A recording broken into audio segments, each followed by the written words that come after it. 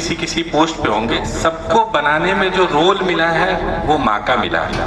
क्योंकि माँ के बिना हर इंसान अधूरा होता है और विकास में केवल माँ का ही सहयोग बहुत ज़्यादा होता है। क्योंकि जैसे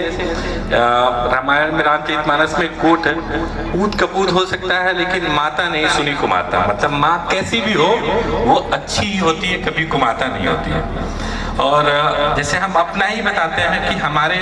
पिताजी बाहर रहते थे और हम माँ के साथ ही रहे, और हमारे जो भी विकास हुआ है, जो हमारी शिक्षा दीक्षा हुई, उसमें पूरी तरह से रोल माँ का ही था। और पिता तो एक मतलब सहारे की तरह होता है, लेकिन हमारी हर जो डे टाइम की या जो भी टाइम बाई टाइम की जो समस्या होती है उसको हम माँ से ही करते हैं। और यहाँ भी जितनी माताएं बैठी होंगी, हमको लगता है कि इसमें 30% तो ऐसी होंगी जो अकेले ही अपने बच्चों का लालन पालन कर रही होंगी, पिता कहीं बाहर होंगे, कमा धमा रहे होंगे।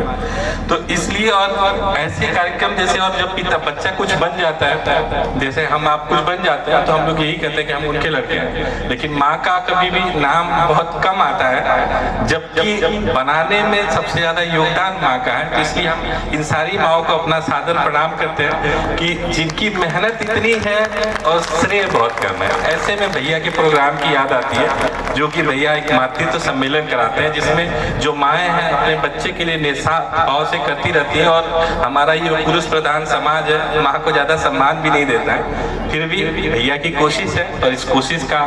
हम लोग वो करते हैं। और ये सारी माँओं को हम अपने तरफ से एक सादर प्रणाम अपना अर्पित करते हैं और यही चाहते हैं कि ये इस तरह के कार्यक्रम होते रहें। उपस्थित सभी गणमान्य लोगों को, मातृशक्ति को और सभी अतिथियों को मेरा प्रणाम। और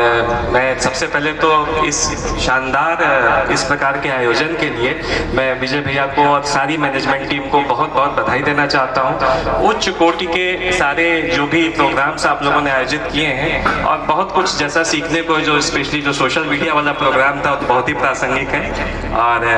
क्योंकि विषय जो है आज का मातृशक्ति से ही संबंधित है, तो मैं ये ज़रूर कहना चाहूँगा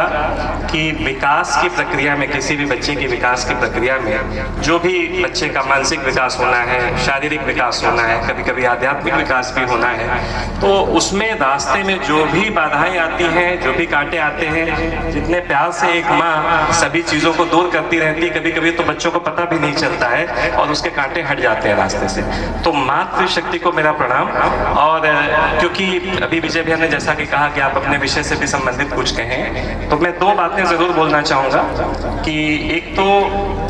बच्चे के विकास में उसका मानसिक विकास एक बहुत महत्वपूर्ण हिस्सा रखता है, भावनात्मक विकास उसका बहुत महत्वपूर्ण हिस्सा रखता है। और उसमें जहाँ तक हमारी विशेषज्ञता की बात है, सुनने से संबंधित विषय है, तो ये ज़रूर ध्यान दें कि